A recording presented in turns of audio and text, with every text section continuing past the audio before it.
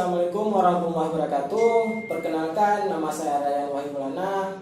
Hari ini kita akan belajar nih tentang mata pelajaran PPKN.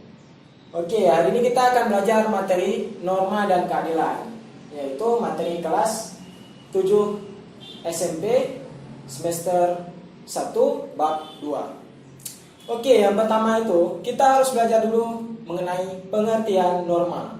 Yang kedua itu kita akan belajar mengenai ciri-ciri norma, jenis-jenis norma, dan kaitan nih antara norma dan keadilan. Oke, kita mulai saja. Yang pertama, kita akan bahas mengenai pengertian norma. Oke, teman-teman bisa lihat bahwa pengertian norma secara bahasa dulu nih. Secara bahasa, pengertian norma secara bahasa berasal dari kata ataupun bahasa Belanda, yaitu norm. Norm yaitu berasal dari bahasa Belanda, sehingga artinya itu yaitu patokan ataupun suatu landasan, sehingga bisa menjadi panduan bagi orang lain. Itulah yang disebut dengan patokan. Jadi yang dimaksud dari norm atau bahasa Belanda itu yaitu patokan, norm. Oke, kita akan bahas nih secara istilah.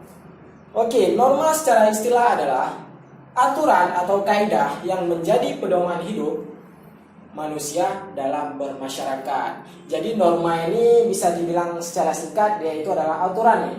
Aturan yang mengatur tentang cara kita hidup ataupun cara kita bermasyarakat. Jadi di dalam kehidupan ini pasti kita akan diatur oleh sesuatu aturan-aturan yang ada di sekitar kita. Nggak mungkin kita hidup tanpa aturan. Apapun yang kita lakukan itu pasti harus sesuai dengan norma yang ada di lingkungan kita. Oke, sampai di sini Abang rasa teman-teman sekalian sudah paham nih mengenai pengertian norma itu sendiri. Oke, Abang akan kasih contoh sederhana nih tentang contoh norma. Contoh norma yang sederhana itu bisa kita lihat contohnya yaitu memakai helm. Kemanapun kita pergi, di saat kita keluar rumah mengendarai sepeda motor, pasti kita harus memakai helm. Itu adalah contoh norma yang sederhana yang mungkin bisa teman-teman pahami. Yang kedua itu adalah datang sekolah tepat waktu.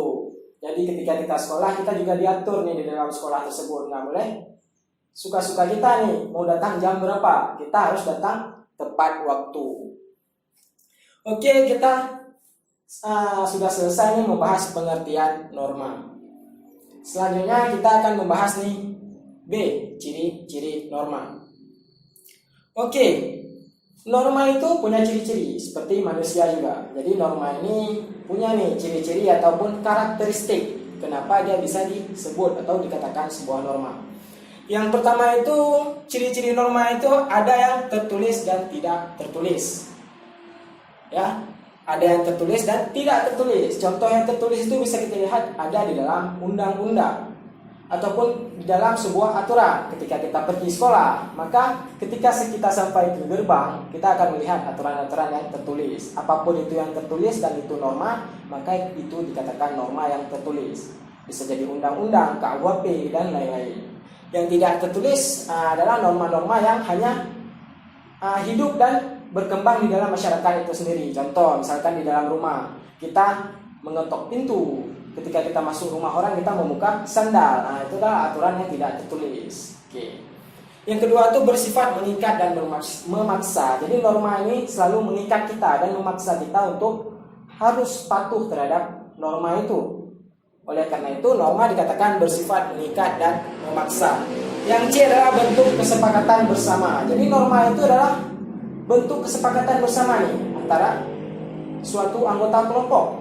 Jadi kita itu harus memang menyepakati hasil norma itu agar bisa diterapkan di dalam masyarakat. Jadi kita harus bersepakat dulu untuk membentuk sebuah norma. Yang D ya. Yang D yaitu wajib ditaati. Jadi norma dibuat bukan untuk dilanggar, tapi untuk ditaati. Dan yang E itu dapat berubah-ubah sesuai perkembangan budaya. Oke. Ya. Oke, ini kita akan melanjutkan nih pembahasan ke jenis-jenis norma atau yang C. Oke, jenis-jenis norma di sini yang kita bahas itu hanya berdasarkan sumbernya.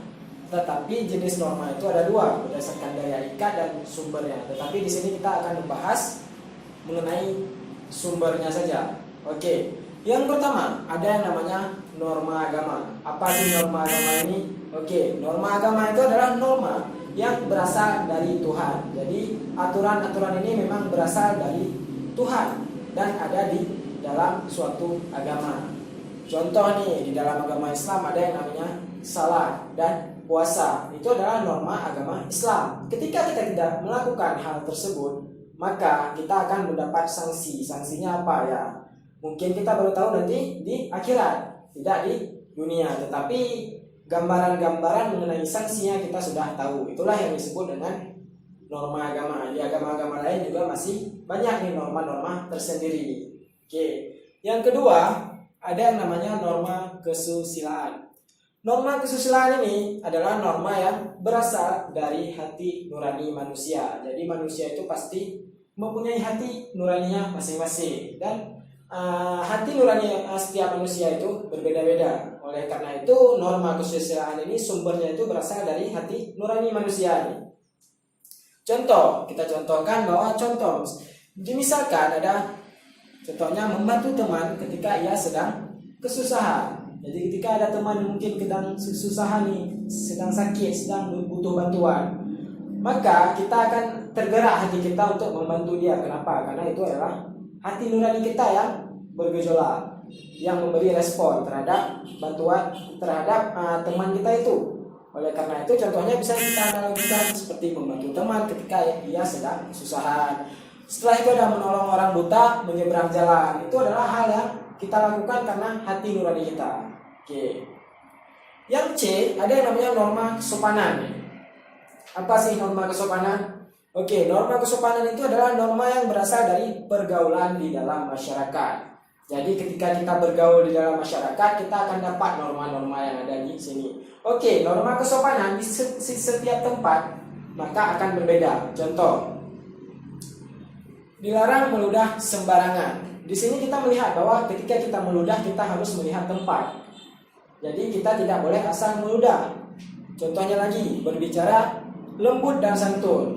Jadi ketika kita berbicara lembut dan santun di daerah yang menerapkan norma seperti itu, maka kita akan dianggap orang yang patuh terhadap norma. Jadi norma ini beda tempat, beda normanya. Contoh, di daerah laut, mereka sering berbicara keras.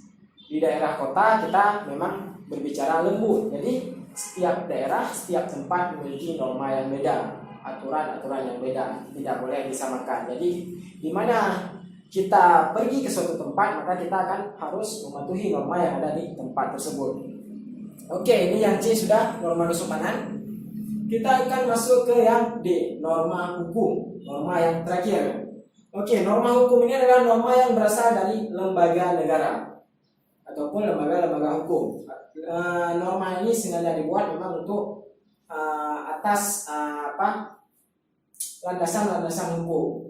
Contoh, ada pajak. Di negara kita diwajibkan harus membayar pajak. Dan ada KUHP, undang-undang dan denda-denda negara. Itu adalah yang dibuat oleh negara untuk diterapkan di suatu pemerintahan suatu negara. Itu yang disebut dengan norma hukum. Oke, setelah kita bahas nih yang C tadi, jenis-jenis norma, kita selanjutnya akan membahas nih tentang D, kaitan antara norma dan keadilan. Oke, di sini abang akan menjelaskan dulu mengenai apa sih keadilan itu. Jadi keadilan itu adalah sesuatu kondisi yang merata ataupun yang ideal. Jadi keadilan itu yaitu sesuatu yang merata antara A dan B dan C dan D mendapatkan sesuatu yang merata, sama rata. Itulah yang namanya keadilan. Jadi di sini kita akan mengaitkan ya antara norma dan keadilan, terutama di dalam masyarakat kita. Jadi kenapa sih norma dan keadilan ini bisa ada kaitannya? Oke, yang pertama itu norma sebagai pembentuk keadilan. Jadi norma ini kan aturan. Sementara keadilan itu harus dibentuk dengan norma. Ketika seseorang tidak mempunyai aturan atau norma, maka tidak akan bisa terbentuknya keadilan. Kenapa? Karena pembentuk keadilan, salah satu pembentuk keadilan adalah hukum. Dan hukum masuk ke dalam norma. Ada di norma hukum tadi. Jadi sudah bisa dipastikan bahwa keadilan itu bisa terbentuk karena aturan, karena norma. Tanpa aturan hidup kita akan kacau, akan terjadi yang namanya anomi. Sesuatu kondisi masyarakat tanpa patokan nilai dan norma. Oleh karena itu kita harus berpatokan kepada norma agar terbentuknya keadilan. Oke, yang kedua itu norma diperlukan untuk mewujudkan dan menjaga tatanan kehidupan bersama. Jadi di dalam norma tersebut kita harus patuh terhadap norma itu. Kenapa? Karena yang namanya norma itu pasti mengatur kita untuk menjadi yang lebih baik. Ketika kita lebih baik maka akan muncul. Ketika tatanan kita lebih baik maka hidup kita akan lebih aman. Maka keadilan akan lebih mudah untuk diperoleh di dalam masyarakat. Oke, yang ketiga itu kita harus berpatokan pada pasal 1 ayat 3 Undang-Undang berbunyi, Negara Kesatuan Republik Indonesia 1945 menyatakan Indonesia adalah negara hukum. Indonesia adalah negara hukum. Jadi di dalamnya kita harus patuh terhadap hukum. Hukum apapun yang ada di sekitar kita. Oleh karena itu dengan hukum kita akan bisa mewujudkan yang namanya keadilan. Jadi banyak norma-norma, cabang-cabang norma yang ujung-ujungnya akan lari juga kepada hakikat keadilan. Oleh karena itu sangat perlu kita untuk mematuhi dulu apa yang ada di sekitar kita, norma yang ada di sekitar kita agar terbentuknya keadilan. Oke, sekian pembelajaran kita hari ini mengenai norma dan keadilan. Semoga teman-teman paham ataupun bisa bermanfaat bagi teman-teman juga sekalian. Oke, jadi lebih dan kurang mohon maaf, mungkin ada materi yang kurang jelas ataupun kata-kata yang tidak mengenakan, mohon dimaafkan. Wabillahi taufiq wal hidayah. Assalamualaikum warahmatullahi wabarakatuh. Salam Pancasila.